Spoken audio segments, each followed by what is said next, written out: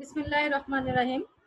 আমি শামিন আক্তার, প্রভাষক ইতিহাস, পল্লবী মহিলা ডিগ্রি কলেজ। আজকে আমি তোমাদের অনার্স প্রথম বর্ষের ক্লাস আজকে আমি তোমাদের নিব। তো এর আগেও আমি তোমাদের প্রথম বর্ষের ক্লাস আমি নিয়েছি। আজকে রিভিশন ক্লাস চলছে তোমাদের এখন।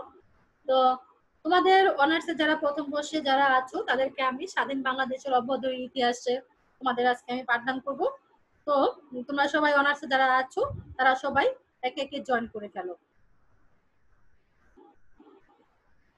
আজকে আমি তোমাদের যে বিষয়টা নিয়ে আলোচনা করব সেটা হচ্ছে পশ্চিম পাকিস্তানের সাংস্কৃতিক অবসরের বিরুদ্ধে বাঙালির প্রতিরোধ ও সাংস্কৃতিক উজ্জীবিত বর্ণনা দাও। আজকে আমি তোমাদের এই কোশ্চেন নিয়ে আলোচনা করব।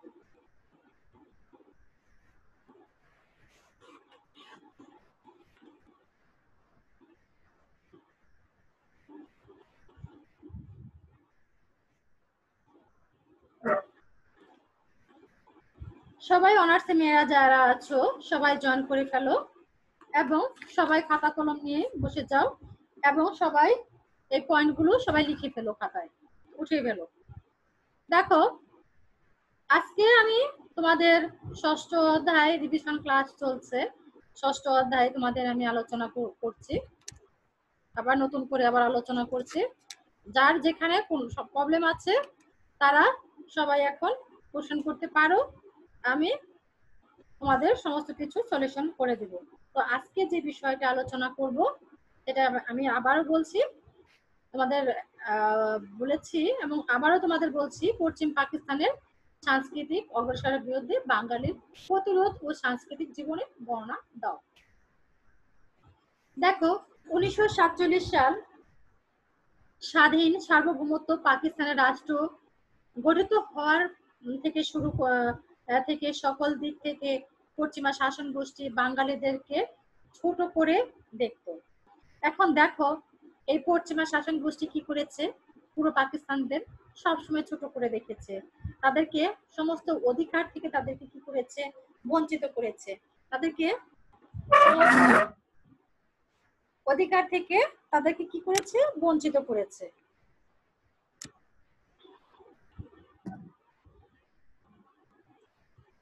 তারপর দেখো, এমনকি পূর্ব পাকিস্তানে তথা বাংলা ভাষা সাংস্কৃতিক ব্যাপারেও ও পশ্চিম পাকিস্তানের মনোভাব ছিল বিরূপ। সাধারণত পাকিস্তানের মতো আইয়ুব খানের মধ্যে ছিল তাদেরকে প্রচন্ড জাতি জাতি বিমান, এবং তাই আইয়ুব খান ক্ষমতা আসার পর বাংলা ভাষা সাহিত্য নিয়ে চলমান বিকৃত প্রচন্ড রূপ ধারণ করেন।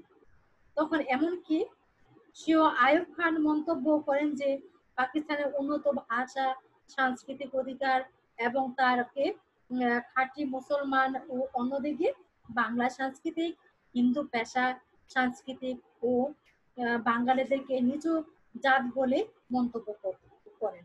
তাই আইয়ুব খানের শাসনামল নতুন ভাবে পূর্ব পাকিস্তানে তথা বাঙালির সাংস্কৃতিক উপরে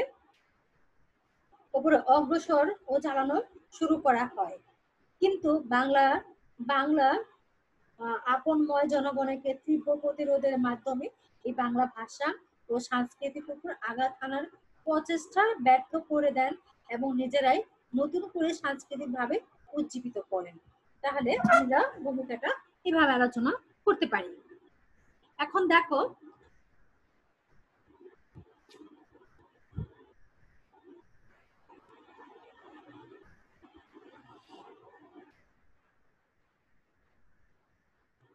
যে সাংস্কৃতিক উজ্জীবিত যে বর্ণনা করেছিল তার মধ্যে পাকিস্তান তমুদ্দিন মস্তিষ্কের কর্মকাণ্ড, এক নম্বর পয়েন্ট আমরা দেখবো পাকিস্তান তমুদ্দিন মস্তিষ্কের কর্মকাণ্ড। দেখো, পশ্চিম পাকিস্তানের যে সাংস্কৃতিক অগ্রসরের বিরুদ্ধে যে বাঙালিদেরকে প্রতিরোধ ও সাংস্কৃতিক উজ্জীবিত বর্ণনা এই সম্পর্কে তোমাদের কিছু আমি ধারণা দিচ্ছি। দেখো, পশ্চিম সরকার যখন নানাভাবে বাংলা ভাষা সাহিত্য ও সাংস্কৃতিক ধ্বংসের জন্য উঠে পড়ে লেগেছিল, সেই সময় বাঙালিরা তখন থেমে থেমে থাকেনি। তারা পাকিস্তানের সাংস্কৃতিক অপসারণের বিরুদ্ধে প্রতিরোধ গড়ে তুলেছেন এবং সাংস্কৃতিকভাবে নিজেদেরকে উজ্জীবিত করে এবং যে বাঙালিদেরকে যে প্রতিরোধ সাংস্কৃতিক উজ্জীবিত ধারাবাহিকতা বর্ণনা দেওয়া হয়েছে সেগুলো আমি তোমাদের নিচে একটা একটা করে লিখে দিয়েছি। এই সম্পর্কে আমি তোমাদের আলোচনা করব। দেখো এখানে পাকিস্তানের তমুদ্দিন মজলিসের কর্মকাণ্ড।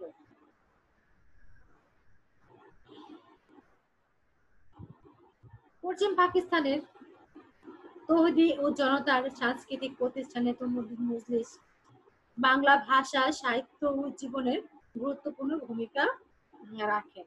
1947 সালের 1 সেপ্টেম্বর ঢাকা বিশ্ববিদ্যালয়ে কয়েকজন ছাত্র ও অধ্যক্ষকে নিয়ে তমুদ্দিন মজলিস গঠিত হয়, যার উদ্দেশ্য ছিল কুসংস্কারকে দূর করে ধর্মভিত্তিক ও সাম্যবাদের বিরুদ্ধে মানবতা সমাজকে এগিয়ে নিয়ে যাওয়া এবং গণজীবনকে উন্নয়নে সহায়তা করা। এবং পাকিস্তানের যখন জোর করে বাংলার উপরে রাষ্ট্রভাষা নাম নাম নাম দিয়ে উর্দু ভাষাকে চাপিয়ে দেন, তখন তামুদ্দিন মজলিস গুরুত্বপূর্ণ ভূমিকা রাখেন। এই সময় এক সংগঠনের প্রগতিকাম্য নানা বই প্রকাশ করেন। তাহলে দেখো পশ্চিমা তামুদ্দিনের যে মজলিসের যে কর্মকাণ্ড এ সম্পর্কে তোমাদের কিছু ধারণা আমি তোমাদের দিলাম। এখন দেখো পরবর্তী যে পয়েন্টটা সেটা দেখো সাংস্কৃতিক সংসদ সংসদ গঠন। সাংস্কৃতিক সংসদ গঠন, এখন এটা নিয়ে তোমাদের কিছু আলোচনা করছি। দেখো বাঙালির সাংস্কৃতিক উজ্জীবিত করার লক্ষ্যে ঢাকা বিশ্ববিদ্যালয় কেন্দ্র করে 1951 সালে সাংস্কৃতিক সংসদ প্রতিষ্ঠিত হয়।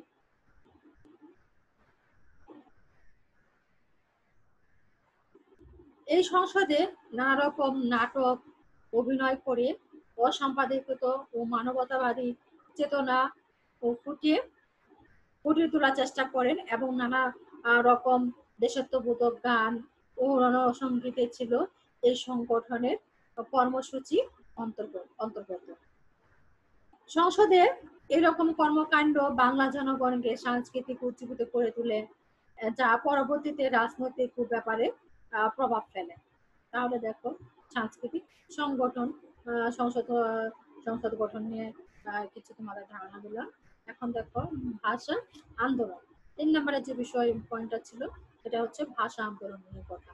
এখন ভাষা আন্দোলন নিয়ে সম্পর্কে এখন আমরা দেখব। দেখো বাংলা ভাষা সাংস্কৃতিক ধ্বংসের অপচেষ্টার বিরুদ্ধে একটি উল্লেখযোগ্য প্রতিরোধ হচ্ছে ভাষা আন্দোলন।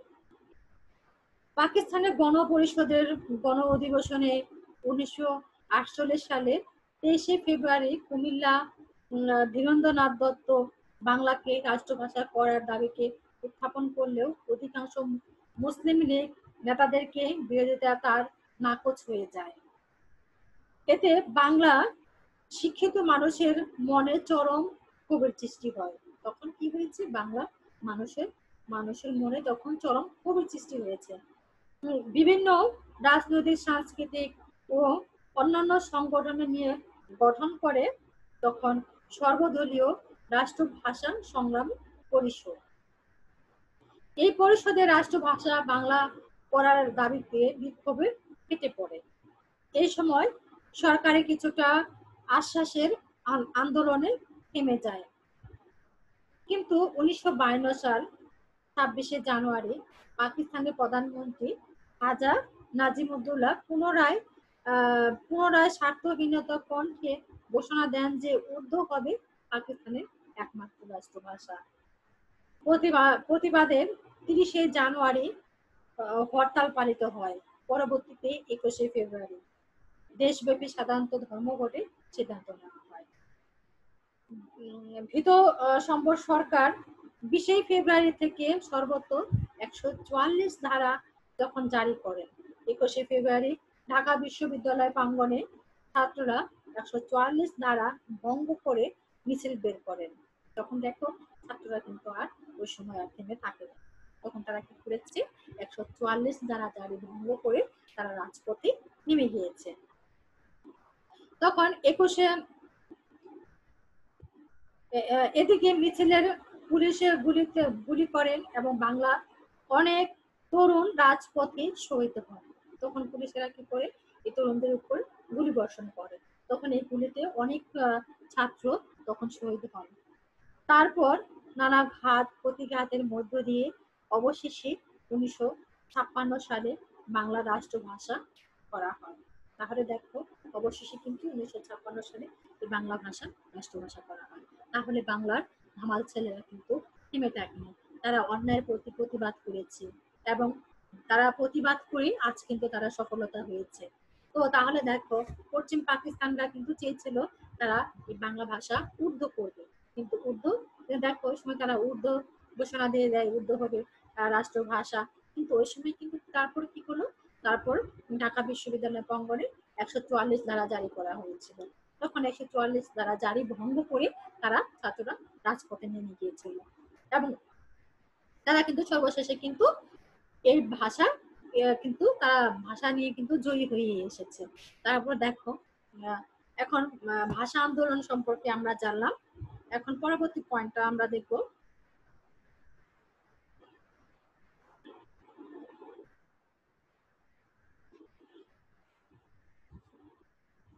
4 নম্বর পয়েন্টটা দেখো, পূর্ব পাকিস্তানের সাহিত্য সম্মেলন।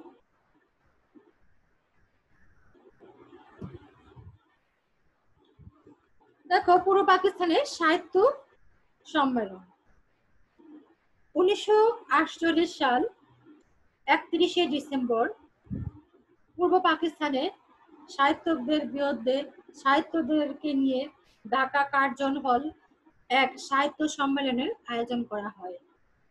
এখানে কবিতা, পুঁথি, শিশু সাহিত্য এবং বাংলা ব্যাকরণ এবং লোকসাহিত্য প্রভৃতি বিষয় নিয়ে আলোচনা করা হয়। ডক্টর মোহাম্মদ শহীদুল্লাহ ছিলেন এই সম্মেলনের সভাপতি এবং তিনি জীবনের প্রতিটি ক্ষেত্রেই তখন বাংলা ভাষা ব্যবহারের প্রয়োজনীয়তা দেখিয়ে নিরক্ষরতা মানুষকে বাংলা ভাষা সাক্ষরতা করার জন্য আহ্বান করেন। পরবর্তীতে 1951 সাল 16ই মার্চ চট্টগ্রামে ও খোলার মাঠে পূর্ব পাকিস্তানের সাহিত্য সাংস্কৃতিক সম্মেলনের আয়োজন করা হয়। এখানে আলোচনা পূর্ব বাংলা সাহিত্য সংস্কৃতির প্রতি সর্বাধিক গুরুত্ব দেওয়া হয়, যা পরবর্তীতে বাংলা সংস্কৃতি উজ্জীবিত করে। তাহলে দেখো, পূর্ব পাকিস্তানের সাহিত্য সম্মেলন কিভাবে আয়োজন করা হয়েছিল, কিভাবে কাজ করেছিল, এই সম্পর্কে কিছু তোমাদের হালকা কিছু দেখো।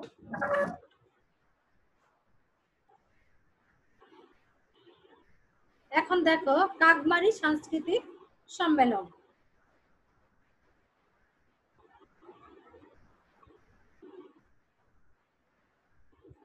5 নম্বর পয়েন্টে দেখো, কাকমারি সাংস্কৃতিক সম্মেলন 1957 সালে ফেব্রুয়ারি মাসে কাকমারি আওয়ামী লীগের বিশেষ কাউন্সিল অধিবেশনের আয়োজনের বিবিধ অনুষ্ঠানের মধ্যে সাংস্কৃতিক সম্মেলন ছিল প্রধান।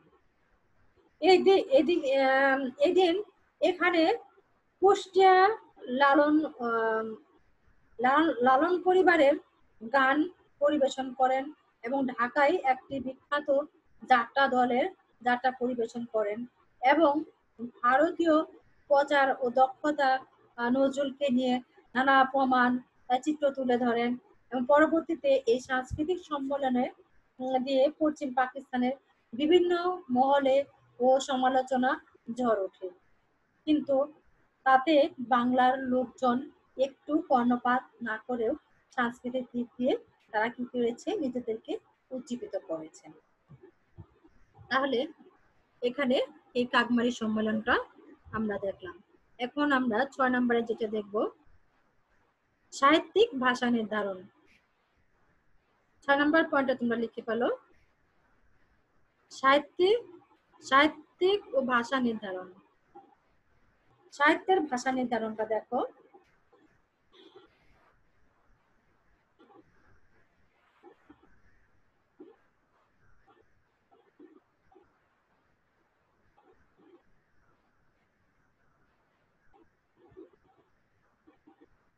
দেখো সাহিত্যের ভাষা নির্ধারণ।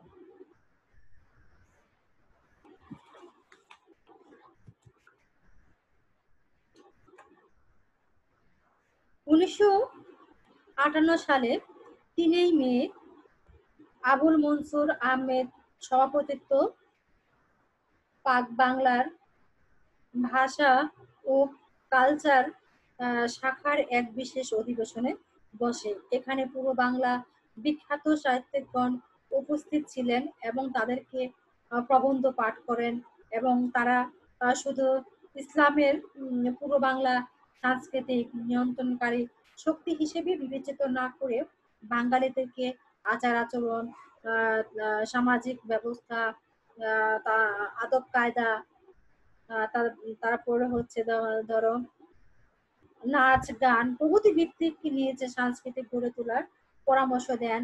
এমনকি তারা মত প্রকাশ করেন যে বাংলার ও আপনময় ও অসাধারণ মুক্তি ভাষা হবে সাহিত্যিক ভাষা। এই সাহিত্যিক হবে বাংলার নিজস্ব সাহিত্য এবং তাদেরকে এই সম্মেলনে বাংলা ভাষা সাহিত্যিকের যথেষ্ট উন্নতি সাধন করেন। তাহলে দেখো সাহিত্য ভাষা নির্ধারণটা এভাবে আমরা বলতে পারি। তারপর দেখো আরবি হরফে বাংলা লেখার প্রতিবাদ।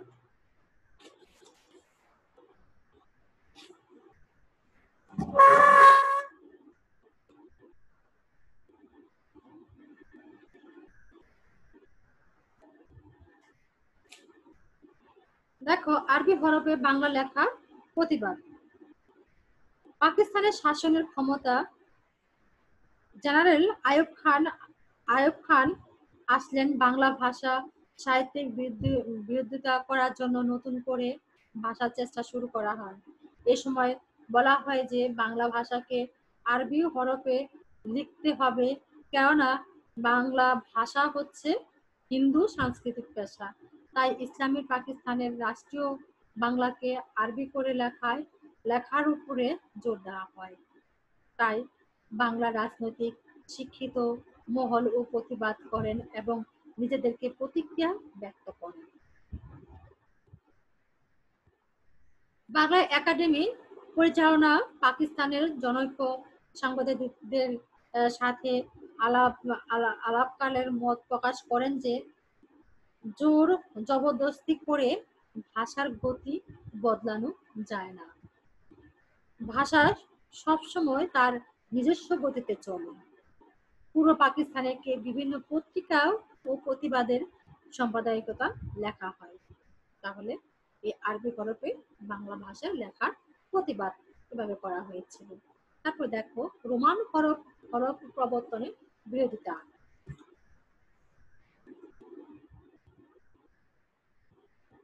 8 নম্বর পয়েন্টটা তোমরা লিখো, রোমান হরফের প্রবর্তনের বিরোধিতা।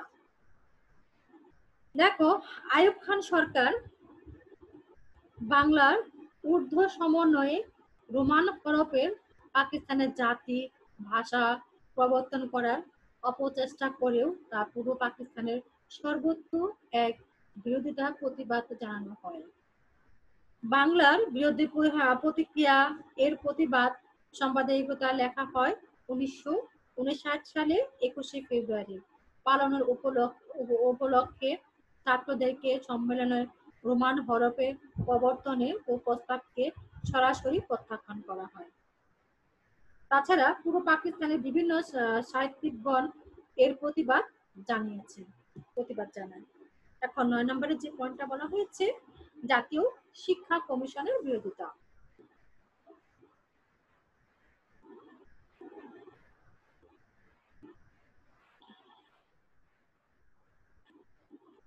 নয় নম্বর পয়েন্টটা দেখো, জাতীয় শিক্ষা কমিশনের বিরোধিতা। পাকিস্তান সরকার 1958 সালে এক জাতীয় শিক্ষা কমিশন গঠন করে। কমিশনের নির্দেশে দেওয়া হয় উর্দু ও বাংলা জন্য রোমান হরফ ও বাঞ্ছনীয় কিনা তা খতিয়ে দেখা এবং তা ভিত্তিক ও সুপারিশ করা কমিশন বাংলা উর্দু হরফকে উন্নত করে রোমান হরফে গ্রহণের পক্ষে মত দিয়ে 1969 সালের 26 আগস্ট প্রতিবেদন পেশ করেন। কমিশনের এই প্রতিবেদনে বিক্ষোভে পূর্ব পাকিস্তান তখন এই প্রতিবাদ করা হয়। এই সময় পূর্ব পাকিস্তান ও লোকদের উপরে এক জরিপ চালানো হয়। এতে বেশিরভাগ লোক রোমান হরফের বিরোধিতা করেন এবং কমিশনের প্রস্তাবের বিরোধিতা করেন। তারপর দেখো জাতীয় শিক্ষা কমিশন সম্পর্কে জানো। এখন দেখো রবীন্দ্র শতবার্ষিকী উদযাপন। দেখো রবীন্দ্র শতবার্ষিকী উদযাপন ও ছায়ানটের প্রতিষ্ঠান। দেখো এই সম্পর্কে তোমাদের কিছু ধারণা তোমাদের দিচ্ছি। রবীন্দ্র শতবার্ষিকী উদযাপনে সরকারের বিভিন্ন দিক থেকে তারা কি করেছে বাধাগ্রস্ত করার চেষ্টা করেন এবং সরকারের তখন তারা কি করেছে সরকারের বিভিন্ন গোষ্ঠী বিরুদ্ধে প্রচার শুরু করেন, কিন্তু সরকারের সকল প্রচেষ্টাকে ব্যর্থ করে দিয়ে ঢাকা রবীন্দ্র শতবার্ষিকী উদযাপনের ব্যবস্থা গ্রহণ করা হয়। ঢাকা বিশ্ববিদ্যালয় কেন্দ্রীয় ছাত্র সংসদের উদ্যোগে 11ই বৈশাখ কার্জন হলে প্রধান অনুষ্ঠানের আয়োজন করা হয়।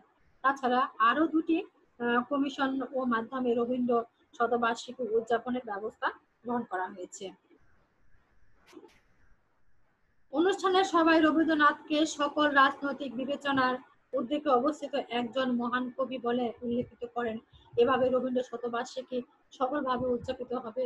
কোনো কোনো ধর্মীয় সাংস্কৃতিক আন্দোলনের নির্দিষ্ট খাতে প্রভাবিত করার জন্য একটি স্থায়ী সাংস্কৃতিক সংগঠন প্রয়োজনীয়তা উপলব্ধি করেন। একই ভিত্তিক প্রতিষ্ঠিত হয় সাংস্কৃতিক সংগঠনের ছায়ানট, যা বাংলা সংস্কৃতি ফুটিয়ে তোলার চেষ্টা করেন। তাহলে দেখো রবীন্দ্র শতবার্ষিকী উদযাপন ও ছায়ানট প্রতিষ্ঠান তারা এভাবে করেছিলেন। ভাষা সাহিত্য সপ্তম দেখো ভাষা সাহিত্যিক সপ্তাহ পালন, কিভাবে ভাষা সাহিত্যিক সপ্তাহ পালন করেছিল।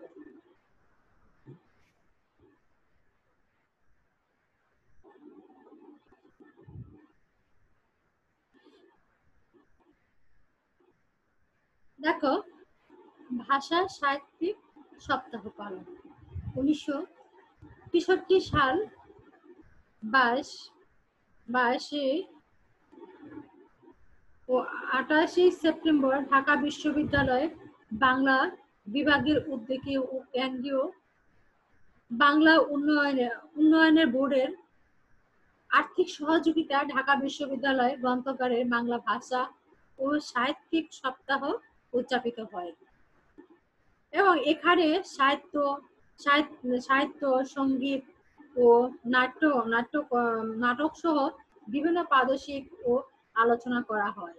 এই সম্মেলনে 17 শতকের ও বিখ্যাত কবি আব্দুল হাকিমের ও বঙ্গবাণী কবিতা ও লাইনগুলোকে বিভিন্ন জায়গায় ও পোস্টারের মাধ্যমে এটা এটা দেওয়া হয়েছে এবং সাহিত্য সপ্তাহের উপলব্ধি করে ভাষণের মোহাম্মদ আব্দুল হাই বলেন, এটা অদৃশ্য ও ইঙ্গিত হচ্ছে এই যে বাংলা ভাষা যাবতীয় উন্নতি ও উৎকর্ষণ বিধানের পর বিধাতা এদেশের জনগণকে হাতে তুলে দিয়েছে। এতে বাংলা ভাষা সাংস্কৃতিক যথেষ্ট উজ্জীবিত হয়েছে। তাহলে বাংলা ভাষা ও সাহিত্যিক সপ্তাহ পালন কিভাবে করা হয়েছে সে সম্পর্কে তোমাদের কিছু ধারণা তোমাদের আমি দিলাম। তো এখন দেখো 11 নম্বর পয়েন্ট এটা তোমাদের মাঝে আলোচনা করলাম। এর পরবর্তী পয়েন্ট আমি যাব 12 নম্বর পয়েন্টে। দেখো তোমরা সবাই লিখতে পারো। 12 নম্বর পয়েন্টে দেখো রবীন্দ্রসঙ্গীত বন্ধনের প্রতিবাদ।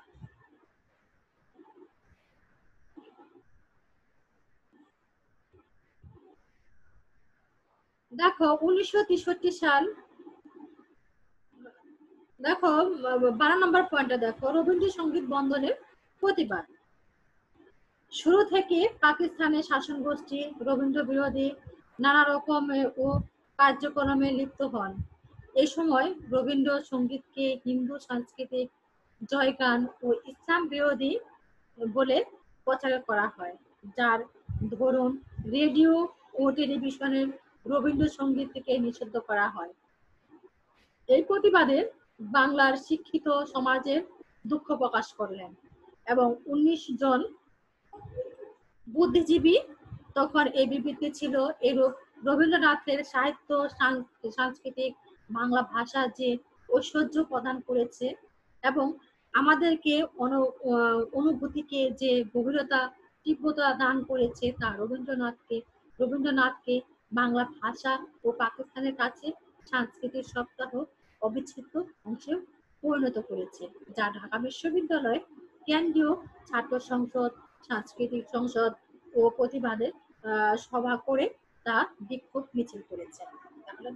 তাহলে আমরা কিভাবে দেখতে পেলাম রবীন্দ্রসঙ্গীত বন্ধ করার যে প্রতিবাদ করেছিল এবং কিভাবে এই রবীন্দ্রসঙ্গীতকে আমরা ধরে রাখতে পেরেছি এই সম্পর্কে আমাদের আমি আলোচনা করলাম। তো এখন দেখো সাংস্কৃতিক শব্দ পরিত্যাগ ও বিরোধিতা। সাংস্কৃতিক শব্দ পরিত্যাগ ও বিরোধিতা। পাকিস্তানের শাসন গোষ্ঠী এক সময় ঘোষণা দেন যে বাংলা ভাষা সাহিত্য শব্দ ঢুকে যাওয়া বাংলা ভাষা হিন্দু হিন্দু ভাব দ্বারা প্রভাবিত হয়েছে, তাই বাংলা ভাষাকে শুদ্ধকরণের জন্য বাংলা ভাষা থেকে সাংস্কৃতিক শব্দ বাদ দেওয়ার কথা বলা হয়। কিন্তু বাংলা শিক্ষিত সমাজ এর বিরোধিতা করেন, কেননা বাংলা ভাষা বেশিরভাগ শব্দ এসেছে সাংস্কৃতিক থেকে, তাই সাংস্কৃতিক শব্দ বাদ দিলে বাংলা ভাষা তার নিজস্ব স্বাধীনতা হারাবে। তো এই জন্য সাংস্কৃতিক শব্দ পরিত্যাগের বিরোধিতা এভাবে তারা করেছিল। এখন দেখো আমরা 13টা পয়েন্ট আলোচনা করে ফেললাম।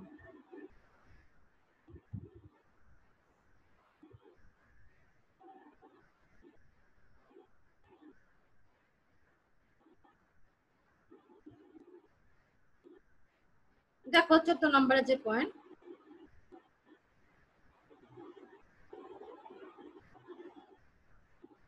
14 নম্বরের পয়েন্টে কি বলেছে, জাতীয় পুনর্গঠনের সংস্কার বিরোধিতা।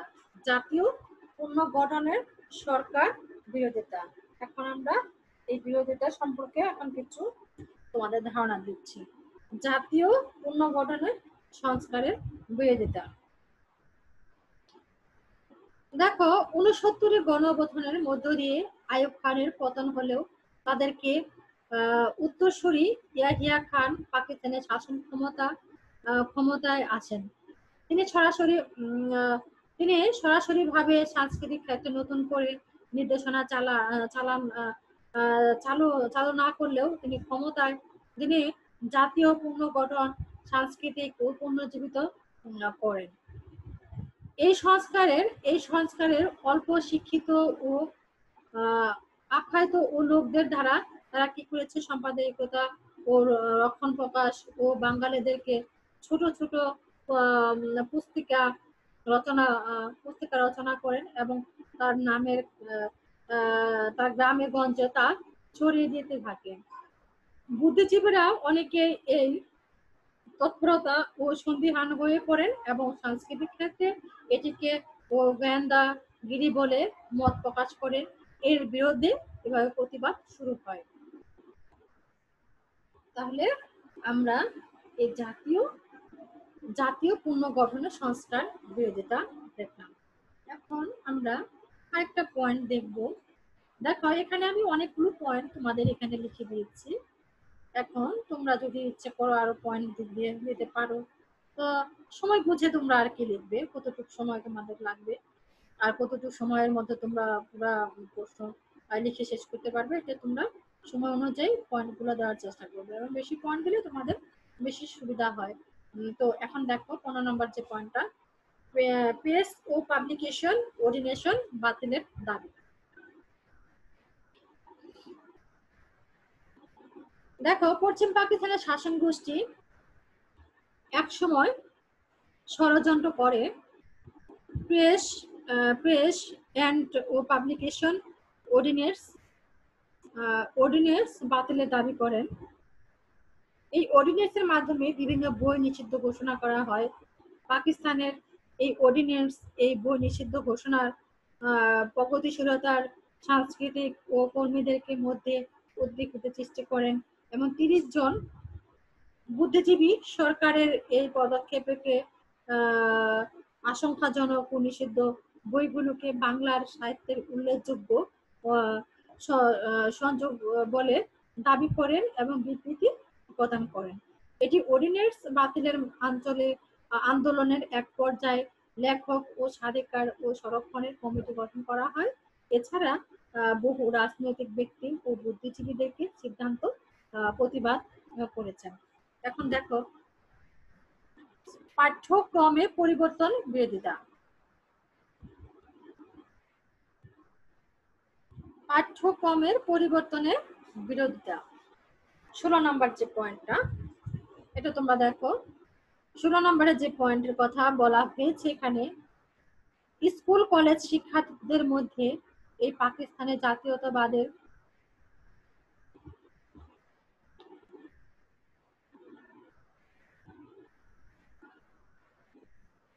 জাতীয়তাবাদের পাকাপোক্ত করার জন্য পাকিস্তানের কেন্দ্রীয় সরকার জাতীয় পাঠ্যক্রম পরিবর্তনে প্রয়োজনীয়তা অনুভব করে এবং এজন্য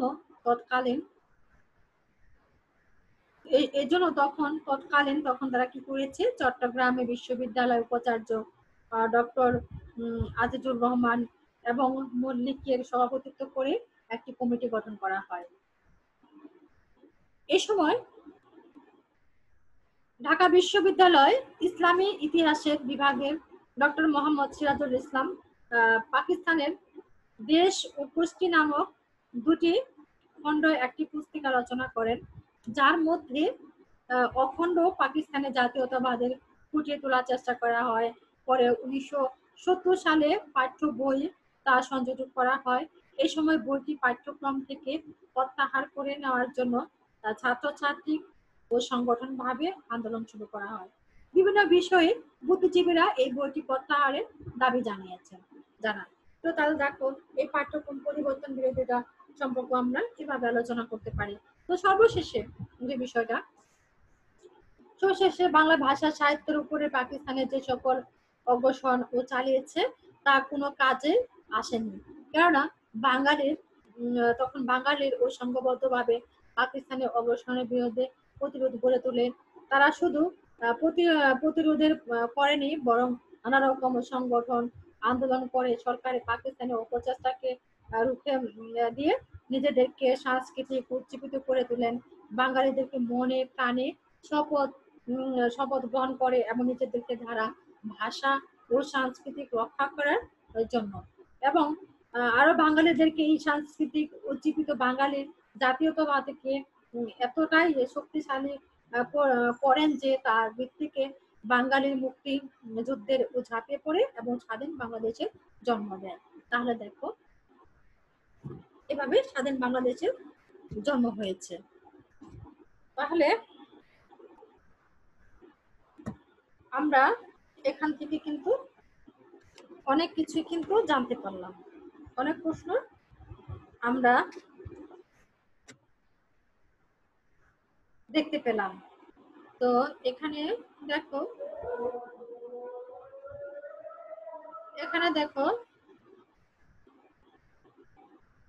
অনেকগুলো প্রশ্ন আমরা অনেকগুলো পয়েন্ট নিয়ে আজকে আলোচনা করেছি, অনেকগুলো পয়েন্টই আমি তোমাদের মাঝে বলেছি। তো এই পয়েন্টগুলো তোমাদের কি করতে হবে, সুন্দর করে পড়তে হবে এবং এবার তোমাদের পরীক্ষায় যদি আসে তোমরা সবাই আলোচনা করবে। এবং আমি তোমাদের কিন্তু বলেছি যে সর্বশেষে উপসংখ্যাটা তোমরা টেনে দিবে।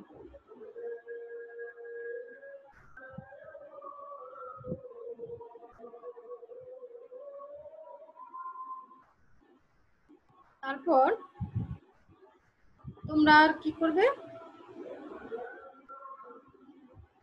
তোমরা এইভাবে সবাই লেখার চেষ্টা করবে।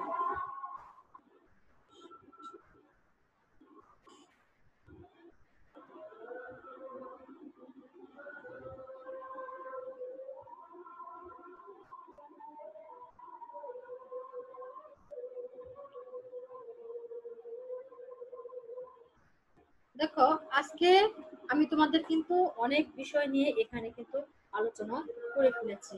তো পশ্চিম পাকিস্তানের যে সাংস্কৃতিক অপসরের বিরুদ্ধে যে বাঙালি প্রতিরোধ ও সাংস্কৃতিক উজ্জীবিত এই সম্পর্কে দেখো কতগুলো পয়েন্ট আমি তোমাদের লিখে দিচ্ছি। আমি আরেকবার তোমাদের পয়েন্টগুলো বলে দিচ্ছি।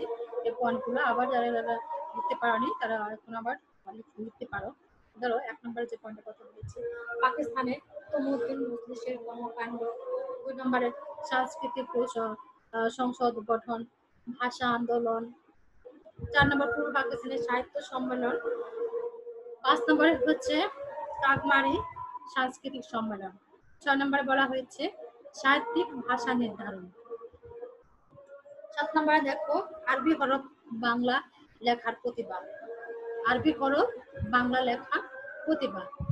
আর 8 নম্বরে বলা হয়েছে রোমান হরফের প্রবর্তনের বিরোধিতা। 9 নম্বরে কি বলা হয়েছে দেখো, 8 নম্বরে বলা হয়েছে রোমান হরফ প্রবর্তনের বিরোধিতা। তারপর 9 নম্বরে বলা হয়েছে জাতীয় শিক্ষা কমিশনের বিরোধিতা। তারপর দেখো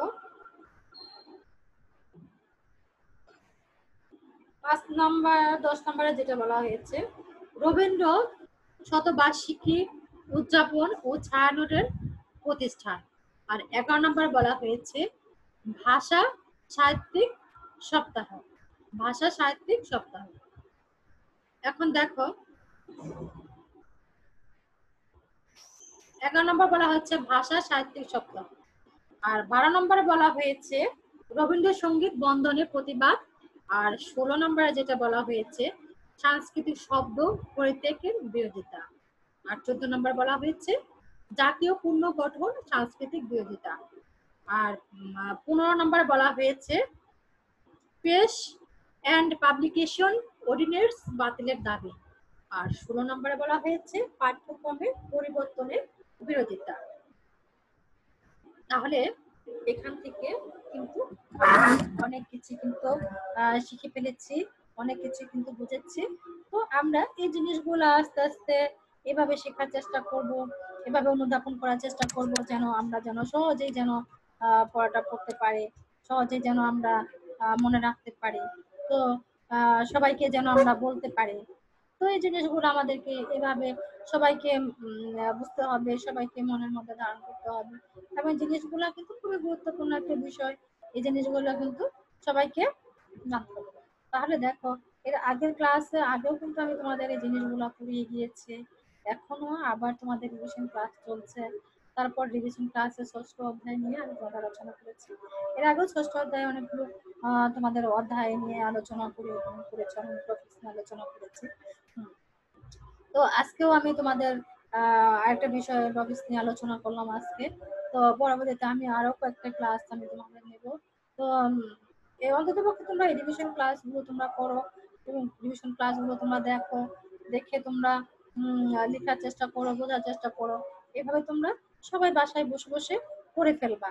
তো আজকে আমি তোমাদের আর বেশি কিছু বলতে চাচ্ছি না।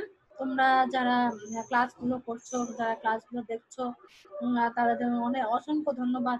যে আমি জানি তোমরা অনেকেই ক্লাসগুলো দেখছো, অনেকে ক্লাস গুলো করছো এবং অনেকেই তোমরা আমাকে অনেক মেসেজ করছো, মেসেজ দিচ্ছ যে আর কি কি প্রশ্ন করতে হবে, কিভাবে লিখতে হবে। তো অনেকেই আমাকে প্রশ্ন করেছো। তো এখান থেকে আমি বুঝতে পেরেছি যে তোমরা অনেকেই তোমার ক্লাসগুলো দেখছো। তো এভাবে তোমরা প্রত্যেকটা মেয়ে ক্লাসগুলো দেখো, ক্লাসগুলো পড়ো। কারণ দেখো এখন তোমরা বাসায় সবাই বসে আছো, অযথা বসে বসে সময়গুলো নষ্ট করো না।